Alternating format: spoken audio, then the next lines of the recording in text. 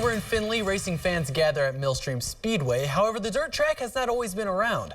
Throughout the years, Millstream has changed owners numerous times, and during those changes, racing was not always available. Dirt tracks are tough to keep alive, but if the right people are involved, they know how to keep the races coming. Dirt track racing in Findlay has had its ups and downs. That is until the year 2008, where Dean Miracle brought Millstream Speedway back to its feet. I just love dirt racing, and we needed to keep the track in our area, and that was my reason for going out and getting Millstream open again. And I'm really glad I did. It was July 20th, 2008, when an unexpected crowd gathered for the reopening. When I started to do it, we were hoping to at least get enough people out there to pay the purse. I was sitting on the backstretch on the hill back there with my four-wheeler, and I looked up and seen the crowd, and it was just overwhelming. And then to be able to bring a crowd like that back to Millstream, it was heartwarming and overwhelming. And the people liked it. We had a real good track and a real good show, and it meant a lot to me. Since then, the dirt track has gone through many changes, but Lisa and Randy Hammer are ready to keep the tradition alive. I grew up at this racetrack. My dad, Harold McGilton, was a racer. I was here when Jeff Gordon came up and sat with his grandpa, and my husband won a feature over here at Millstream. So we just wanted to make it a family affair. It's nice to have a racetrack like this in this facility.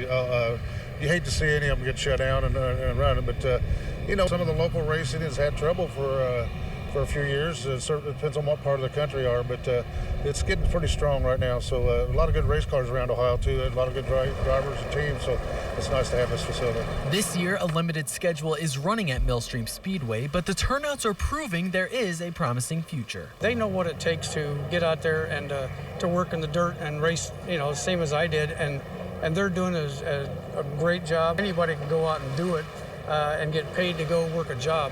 But to do it and do it right, it's got to be in your blood. I think it's going to be great. They keep the thing going, and all it takes is just some people to come out and watch good racing there. To a different track, Junior Olympic qualifying continues today in Lima. The Ohio AAU Regional Championships at Spartan Stadium. Starting with the boys' 11-year-old shot put, Lima strider Giantre Davis tosses the stone 23 feet 1/2 inch. He takes silver, earning a spot at Nationals. 16-year-old shot, Van Wert's Austin Clay throws the rock 45 feet 6.5 inches. Clay taking the top spot on the podium, his first place finish putting him in Houston. His sister, Kirsten Clay, will be heading to the big meet as well, tossing the disc 106 feet 2 inches to grab gold in the girls' 14-year-old age group. Then her brothers back in action in the same event. This throw right here goes 132 feet 7 inches. The brother-sister duo taking home 3 gold medals today. Over at long jump, Tamia Jamai going for 10 feet 3 inches, grabbing silver in the 9-year-old girls division and finishing first in the 800. She'll be in Houston for both events.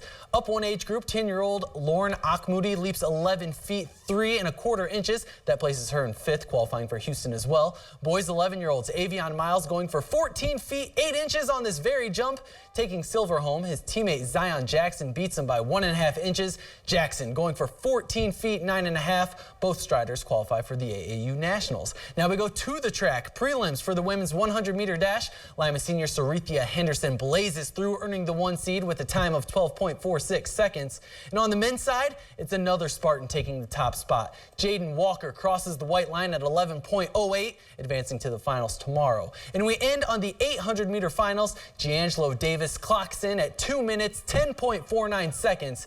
He wears gold. Giangelo and his brother Giantre both heading to Texas. Onto the diamond. With a new franchise record of 14 wins in a row, the Indians are looking to keep riding the hot streak. First inning and on the 6th pitch of the game, Rajay Davis wasting no time to take the lead.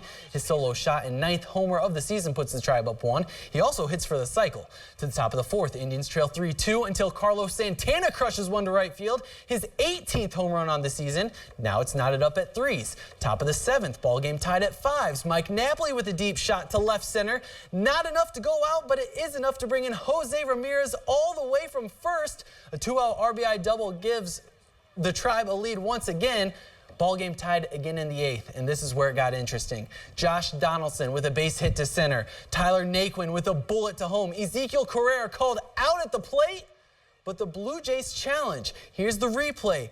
Very close to call, but the play's overturned. Jays get the run to make it 7-6. They add on 2 more in the inning. Indians' streak is snapped as they lose 9-6. And later tonight, the Tigers are riding a little win streak of their own. They continue their 4-game series against the Rays, trying to make it 5 W's in a row. And the Reds, they lost a lopsided victory against the Nationals 2 nights ago, then lost by a run in the 14th inning last night. We'll see if they can get back in the win column tonight. Make sure to tune in to see highlights from both games. And another team that is going streaking, the Lima Locos have strung together 3 in a row. See if they can make it 4 as they battle the Monarchs tonight at Simmons Field. Are you pulling for the Reds? Yeah, it'd be nice to see them trump the Nationals. I like the Reds. I'm a Reds fan. Yeah, there you go. I hope they can pull through. We'll Thanks, see. John. We'll be right back.